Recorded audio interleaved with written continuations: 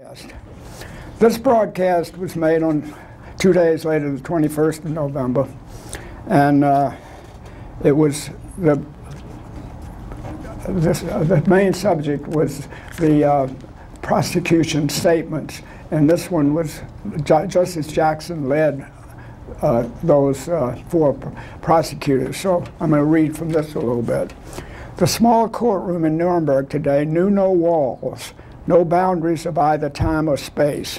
For it was today that an impassioned and magnificent opening address lasting almost 4.5 hours, I won't go that long, by Supreme Court Justice in the United States Prosecutor Robert H. Jackson sought to encompass the memory, the conscience, and the future hope of mankind.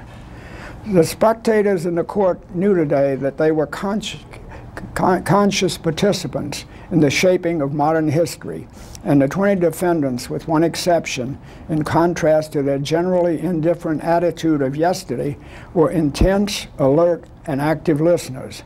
And at times, in the closing stages of the 61-page speech, their tired, aging faces reflected many passing thoughts, many remembrances of glories now past and dead. At 11:05, the strong, ringing voice of Mr. Justice Jackson, rich with deep conviction, filled the courtroom of the Palace of Justice in Nuremberg. Mr. Justice Jackson made clear that he was covering only the portion of the indictment which the United States will attempt to prove, that these defendants are guilty of a conspiracy, a common plot to wage aggressive war. As he spoke, Generals Jodl and Keitel took special cognizance of remarks referring to the military. In methodical Prussian fashion, they made their notes. Ribbentrop took note of diplomatic activities, while on numerous occasions, Goering used his yellow pencil to scribble notes on a few odd sheets of paper which he had brought with him into the courtroom. Mr. Justice Jackson made very clear that the United States had no intention to incriminate the entire German people, as he sketched the means the Nazi Party employed to seize control of Germany. His narration of the incident of the fire in the Reichstag, which led to more absolute control by Hitler when he blamed the communists for the tragedy, the story of the fire brought marked attention from all the prisoners, all except Hess, who continued unconcerned to read his novel about the young girl Loisel. From the documents of the Nazis themselves, Mr. Justice Jackson read the blueprint for the mastery of Germany: subjugation of the working class and the destruction of trade unions. Second, the attack against the Catholic Church. And third, the persecution of the Jews.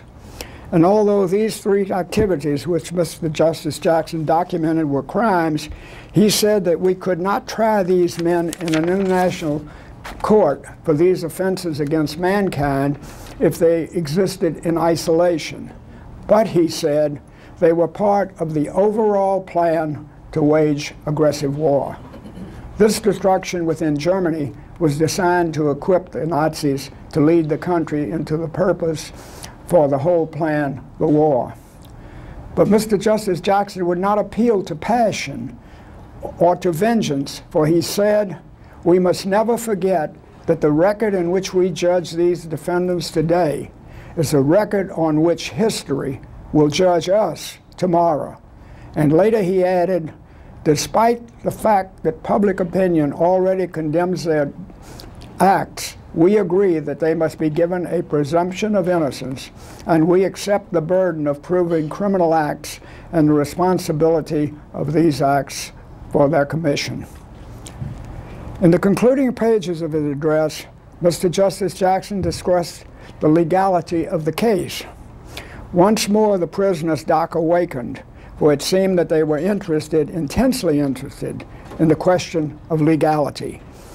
He contended that international law does exist as a basis for this tribunal in this courtroom.